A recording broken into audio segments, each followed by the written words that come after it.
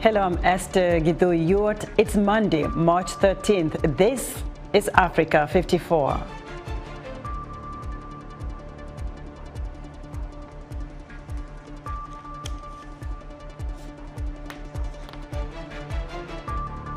Producing region of South Africa. And Pope Francis urges solidarity with Ukraine as Russian attacks in the city of Bakhmut and other regions intensify.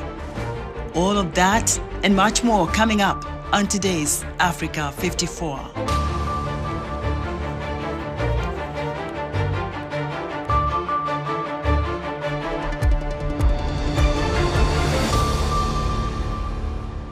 We begin our broadcast in Central Africa, where a United Nations Security Council delegation has wrapped up a 3-day visit to the Democratic Republic of Congo, with ambassadors stressing a political solution to end the government's conflict with the M23 rebels.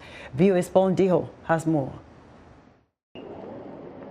A fact-finding delegation from the UN Security Council wrapped up its mission in the DRC over the weekend. The delegation's trip coincides with advancements made by M23 fighters, who are threatening to cut all road links to Goma, a city of more than 1 million people on the Rwandan border. Over 10,000 have also crossed the border into neighboring Rwanda and Uganda. M23 has seized large amounts of territory in the Congo's North Kivu province since pre-emerging from dormancy in late 2021.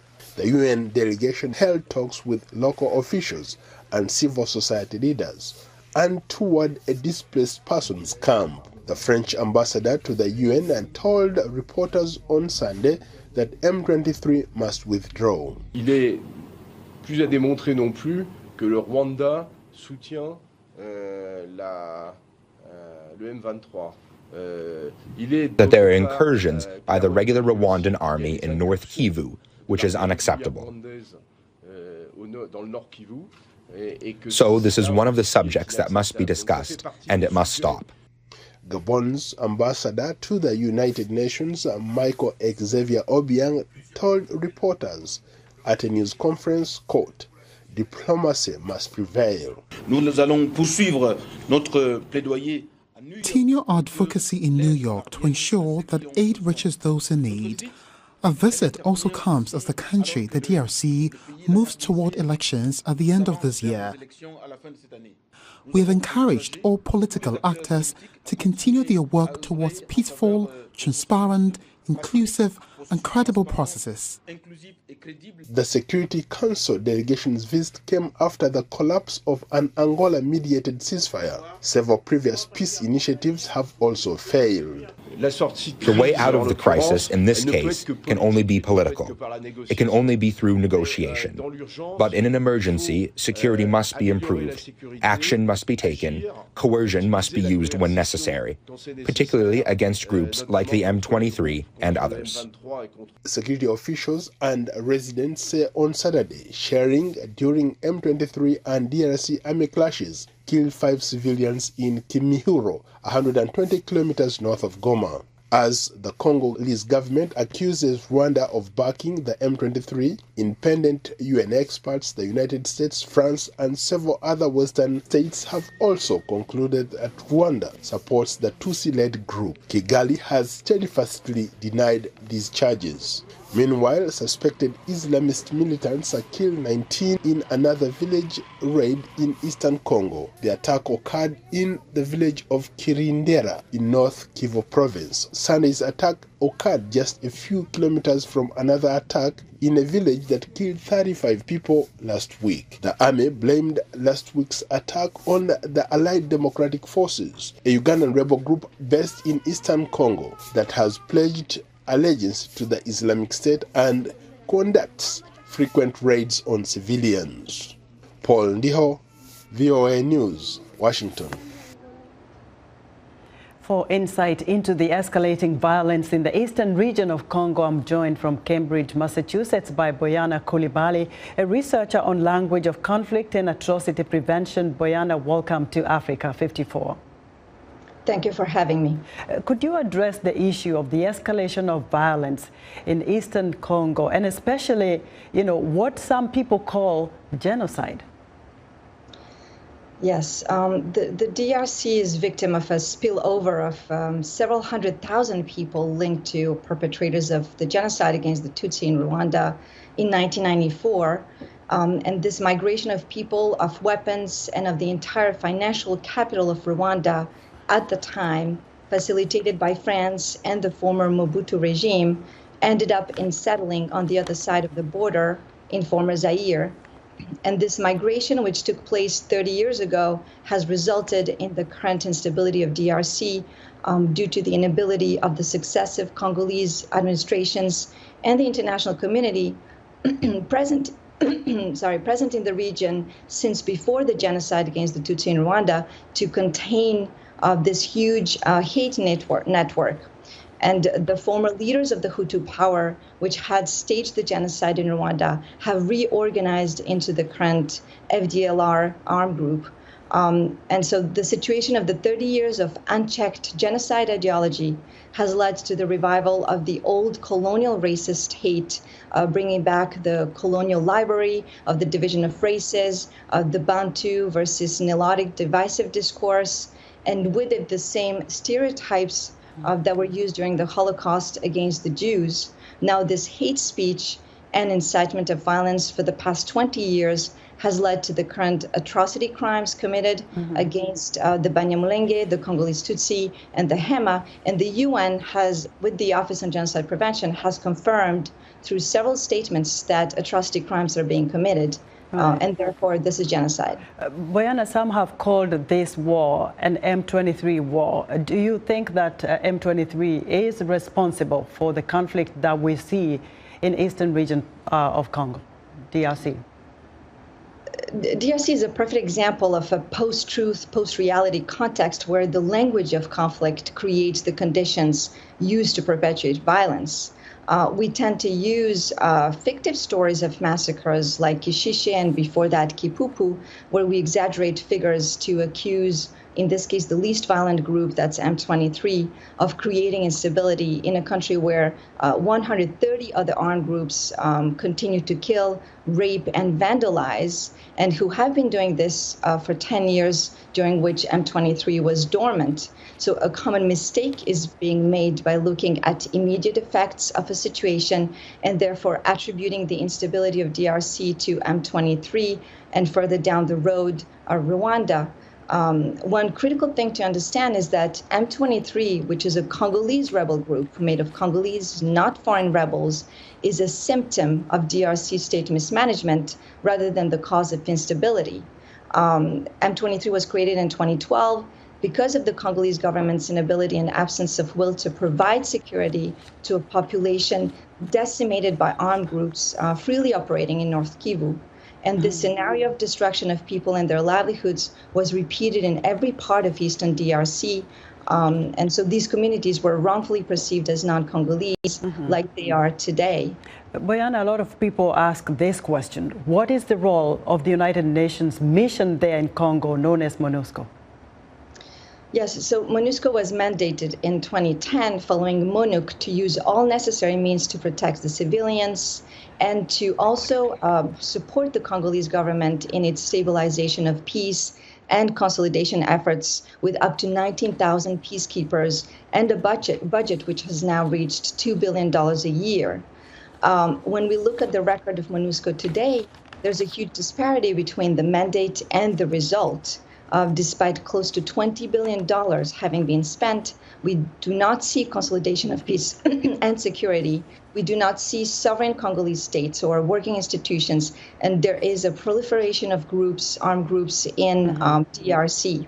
And yet we do see a proliferation of humanitarian organizations to the point where the Congolese people feel that their pain is a financial incentive for the international community to indefinitely operate in their living space. Boyana, just to give an example. We're going to have to leave it there for now. Thank you so much, Boyana, for your insight. Absolutely, thank you. Boyana Coulibaly is a researcher on language of conflict and atrocity prevention and the African Language Program Manager at Harvard University in Massachusetts. Cyclone Freddy battered central Mozambique on Sunday after making landfall for a second time in a month. Freddy broke records for the duration and strength of tropical storms in the southern hemisphere. Lauren Anthony has the details.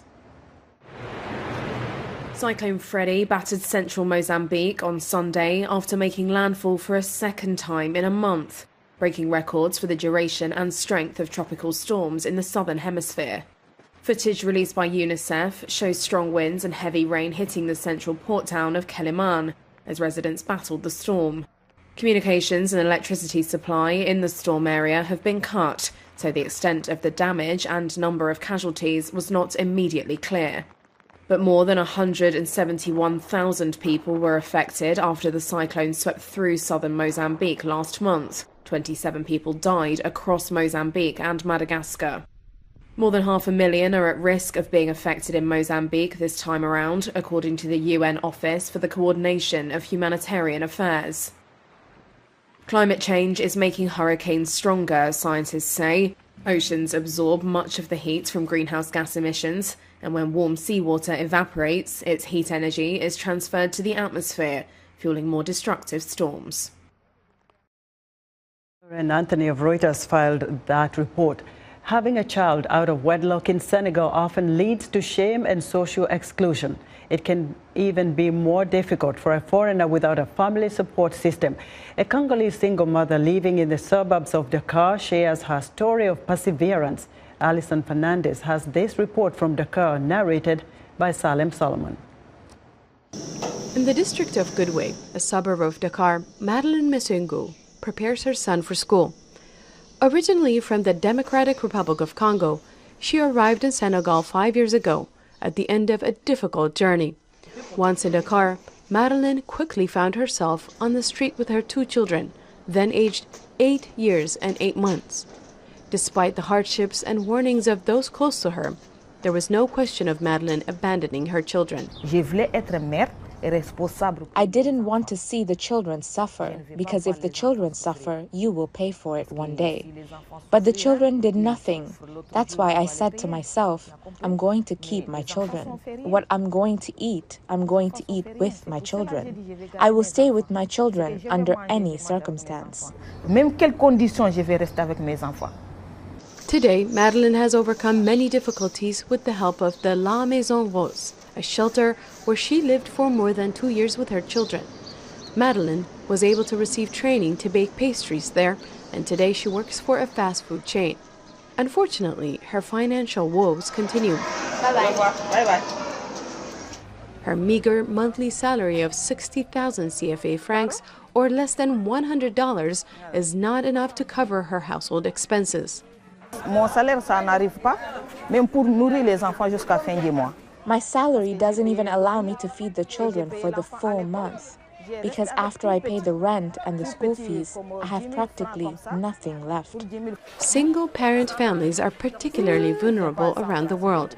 Life for families is more difficult in Senegal, where the poverty rate is over 37%, according to official figures from 2019. So Madeleine continues to regularly go to La Maison Rose, where she receives material assistance and support.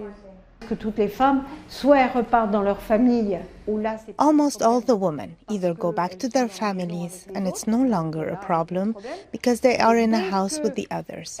But if they are on their own, either because they're from another country or because they were thrown out of their house, where they have to find a room, it's terrible.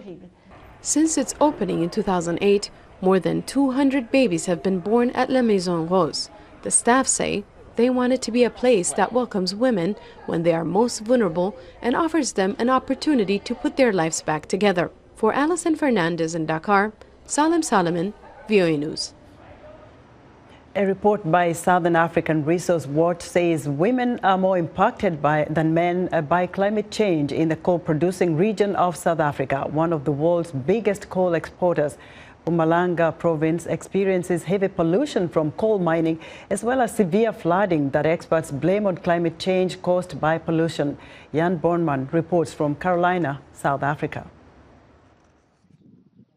Single mother of 2, Zanele Skosana, woke in the middle of one night in February after the banks of the nearby dam broke. and flooded her shack.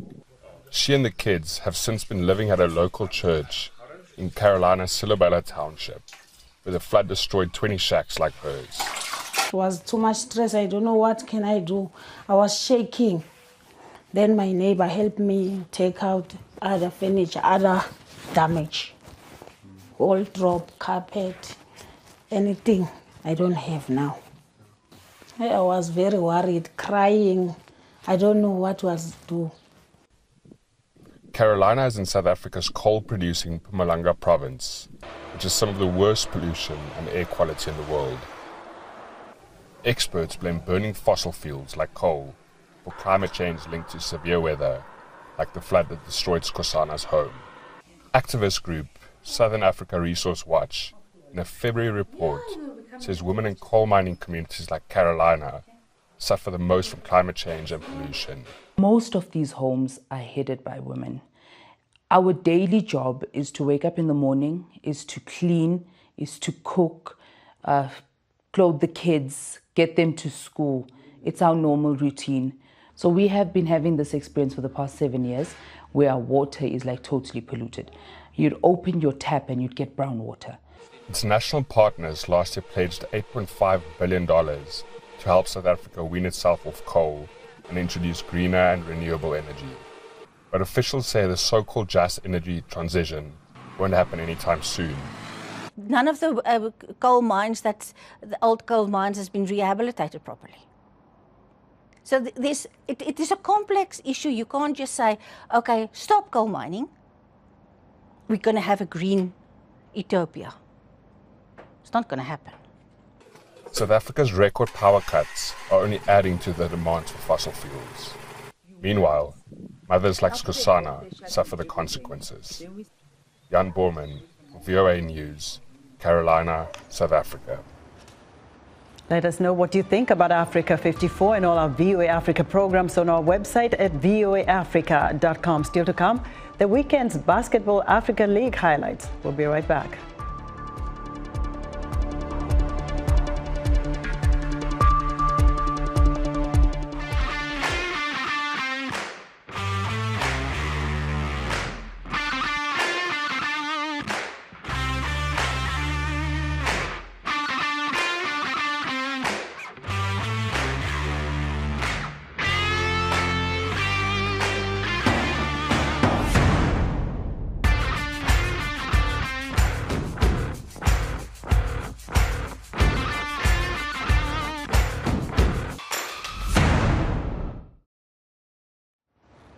In other news, Rwandan President Paul Kagame says there were discussions about resolving the fate of Paul Rusesabagina, who was portrayed as a hero in the Hollywood film Hotel Rwanda and is serving a 25-year prison sentence on terrorism charges. Kagame says his country will not be bullied over Rusesabagina, but suggests there is room for compromise. The government of Gabon says 3 more bodies have been recovered from a ferry disaster off its coast, doubling the death toll to 6, with 31 people still missing. The privately owned ferry christened Esther Miracle went down in calm waters last Thursday, carrying 161 passengers and crew from the capital, Libreville. In South Africa's military says it has deployed its medics at several hospitals to minimize disruption during an ongoing public health care workers' strike that the government blames for several patient deaths. Public hospitals are affected since nurses, cleaners and support staffers walked out last Monday demanding better wages. Pope Francis has sent a message of solidarity with Ukraine as Russian attacks in the city of Bakhmut and other regions intensified. VOA's Veronica Balderas Iglesias looks at the logistic challenges Ukrainian forces are still facing on the battlefield. The Russian paramilitary group Wagner announced new gains in the fight for the city of Bakhmut in eastern Ukraine over the weekend. What looked like images of destroyed buildings and mercenary assault teams on the ground, which VOA can't independently verify, were also released by the Russian news agency RIA Novosti. Ukraine's forces are feeling the pressure. A Ukrainian paratrooper identified only as Mikhail told the Associated Press. It's hard to defend the Bakhmut stronghold because a lot of enemy forces are concentrated here. And also, the weather is not allowing us to use vehicles. It's too muddy. Despite the challenges, the soldiers cannot afford to lose focus, added a commander with the 44th Brigade with the call sign Gray. We have a lot of work to do, no breaks, any time of the day. We work at night if they call us. The Russian attacks have taken a heavy toll on civilians, said Ukrainian President Volodymyr Zelensky as he addressed his nation. Missiles and artillery, drones and mortars. The evil state uses different weapons, but with one goal in mind, to destroy life and leave nothing human. Civilian injuries and the destruction of homes with missiles and cluster munitions were also reported by the Ukrainian police in the city of Kostiantynivka, west of Bakhmut. In the southern province of Kherson, 3 people were killed in the shelling. Galina Kolesnik said the attack happened while she was shopping. Explosions started, our car was damaged, people were hurt, and we were in the store just at that time. Amid the latest escalation of violence, Pope Francis reiterated a call for peace. Let's stay united in faith and solidarity with our brothers who are suffering because of the war. And above all, don't forget the martyrized Ukrainian people. The message of solidarity was heard by thousands of people who had gathered in St. Peter's Square to participate in the Sunday prayers. Veronica Valderas Iglesias, VOA News, Washington. The Basketball Africa League opened on Saturday, and VOA's Jackson Bunganyi has the weekend highlights. The Sahara Conference of the 2023 Basketball Africa League action kicked off at the Dakar Arena between home team AS Douane of Senegal and BAL newcomer Abidjan Basketball Club, ABC of Cote d'Ivoire. ABC Fighters player Alex Robinson Jr. makes a pass to Christopher Obekpa, who finds Mike Fofana for 2 early in the game. Down by 13 halfway through the second quarter, AS Douane tries to put up some points on the scoreboard when Jean-Jacques Boissy finds Mamadou Diop, who hits a three-pointer. But the ABC Fighters kept up their lead for much of the fourth quarter, and with under 10 seconds left in the game and Senegal down by 8, Boissy attempts a 3 and misses, but Terrell Stoglin is close to the basket and gets 2 in. It is not enough as Abidjan wins over Senegal 76-70. First victory, Liz Mills, all happy. Game 2 of Season 3 of the BAL left Nigeria's Kwara Falcons coming up short, playing against Rwanda Energy Group. Monyong fakes.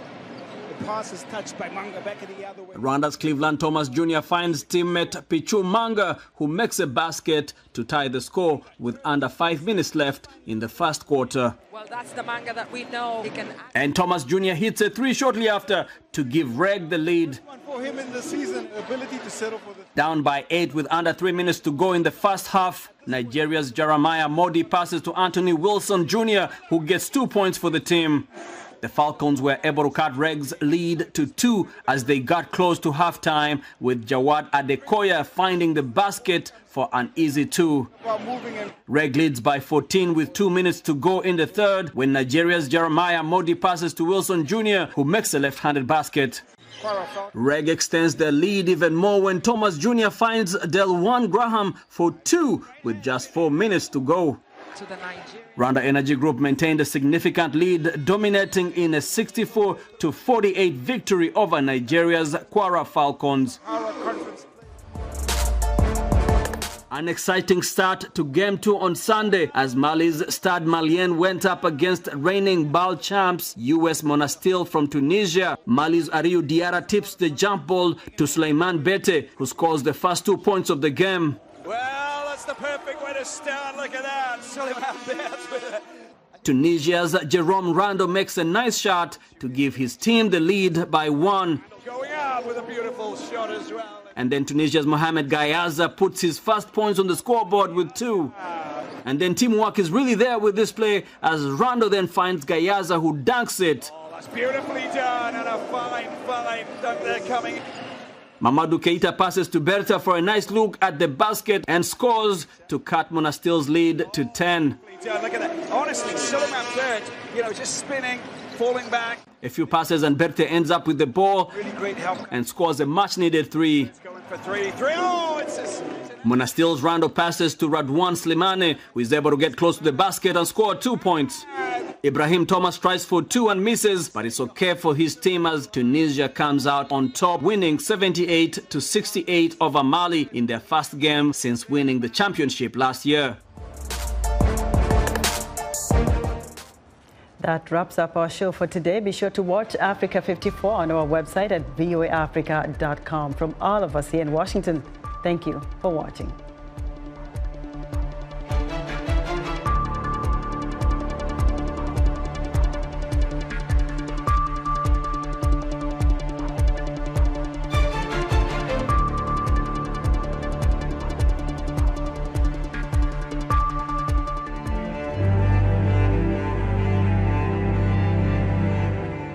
The United States took further action concurrently with the United Kingdom and the European Union to promote accountability for the Iranian regime's human rights abuses by imposing sanctions on 10 additional Iranian individuals, including Iran's Deputy Minister of Intelligence and key commanders in the Iranian Revolutionary Guard Corps, as well as 1 additional Iranian entity.